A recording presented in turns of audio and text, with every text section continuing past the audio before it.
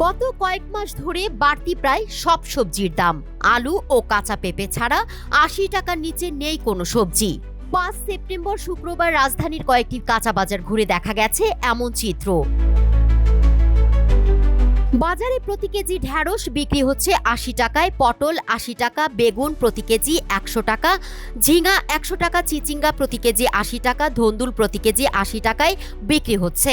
এছাড়া প্রতি কেজি বরবটি ১০০ টাকা, করল্লা ১০০ টাকা, কাঁকরোল প্রতি কেজি ১০০ থেকে ১২০ টাকা, শসা প্রতি কেজি ৮০ টাকা, টমেটো প্রতি কেজি ১৪০ টাকা, কাঁচামরিচ প্রতি কেজি ২০০ টাকায় বিক্রি হচ্ছে।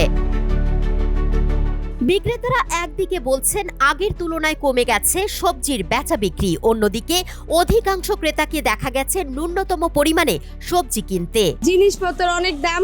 ২৫০ গ্রাম কাঁকরোল কিনছি, যে জায়গায় ১ কেজি কেনার কথা সেখানে ২৫০ গ্রাম কিনছি।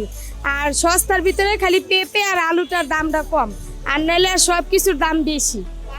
৩০ টাকা ২৫০ গ্রাম কাঁকরোল কিনছি ৩০ টাকা দিয়া।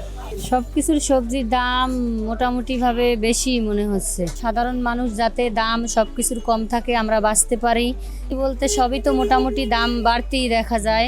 আমাদের সাধারণ মানুষের সংসারে কষ্ট হয়ে যায়, ইনকাম নাই, খরচ বেশি হয়, মানে দাম বেশি দিকে অল্প অল্প কিনে ওনারা। আগে ১ কেজি নিত, ওনারা এখন ১ পা নেয়, আধা কেজি নেয়।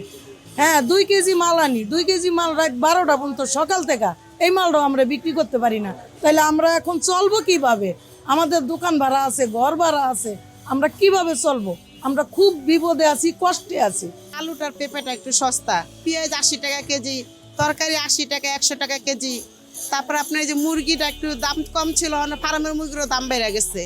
আর মাছ বাজারে তো ঢুকাই যায় না, গরিব মানুষ কি করে খাবে? যার যতটুকু ইনকাম তার ততটুকু খাবার। আর যদি মনেও চায় খাইতে, তারপর ওই জিনিসটা কিনতে পারে না। আমার আছে এখন ২ টাকা, আমি ৫ টাকার জিনিস কোথা থেকে আর ৩ টাকা কোথায় পাবো? সব জায়গায় একই অবস্থা। আর আমাকে গরিব রয়েছে কষ্ট, এটা তো আর মানুষ বুঝে না। আর যারা ব্যবসায়ী একই বা কি দোষ দেব? হ্যাঁ, যদি আরোদের থেকে বেশি দাম দিয়ে আনে তখন তো আগে বেশি দামে বিক্রি করতে হইব, এগো তো দোষারোপ করে লাভ নেই।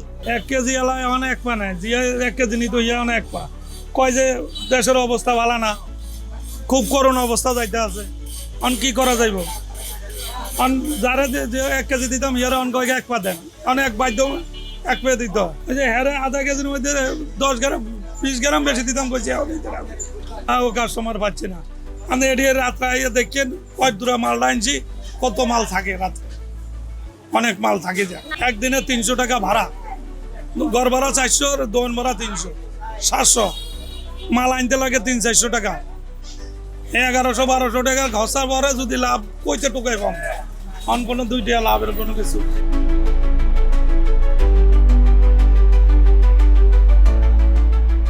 তুলনা আফরিন, বাংলা নিউজ 24, ঢাকা।